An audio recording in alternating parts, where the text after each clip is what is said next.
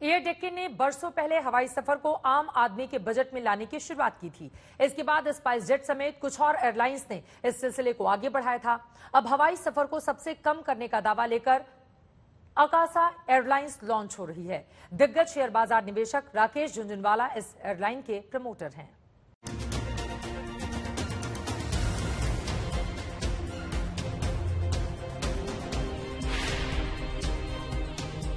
Air India के वापस टाटा के पास जाने के बाद अब देश में कई और नई एयरलाइंस पंख फैलाने को तैयार हैं।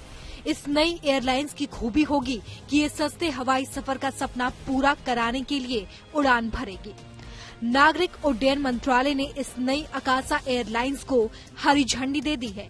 शेयर बाजार के बड़े खिलाड़ी और भारत के वॉरेन बफे के नाम से मशहूर राकेश झुंझुनवाला इस एयरलाइन के प्रमोटर हैं। अकासा एयर अगले साल गर्मियों में अपनी सेवाएं शुरू करेगी। कंपनी अगले 4 साल में अपने बेड़े में करीब 70 विमान शामिल करेगी और कम दूरी की उड़ानों पर ज्यादा जोर देगी। राकेश झुंझुनवाला ने इस कंपनी में 250 करोड़ से ज्यादा का निवेश किया है, यानी एयरलाइन की करीब 40% हिस्सेदारी राकेश झुंझुनवाला के पास होगी। अकासा एयर की कमान विनय दुबे संभालेंगे, जो पहले जेट एयरवेज के सीईओ थे। ये एक अल्ट्रा लो कास्ट यानी बेहद सस्ती विमान सेवा होगी।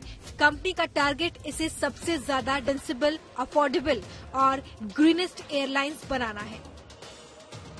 हालांकि भारत में एयरलाइन बिजनेस बहुत आसान नहीं रहा। पिछले 30 साल के दौरान east west airlines, Deccan air, air Sahara, Kingfisher airline जैसी कई एयरलाइंस का अलग अलग वजहों से बोरिया बिस्तर सिमट गया। लेकिन अब बदलते वक्त के साथ हवाई यात्रा की तादाद भी बढ़ी है और हवाई सफर आम लोगों की पहुंच में आ गया है।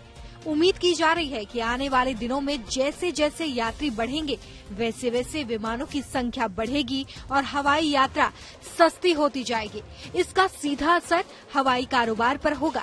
मुनाफा बढ़ेगा तो और कंपनियां इस सेक्टर में हाथ जमाएंगी, यानी कुल मिलाकर फायदा आम लोगों को होगा।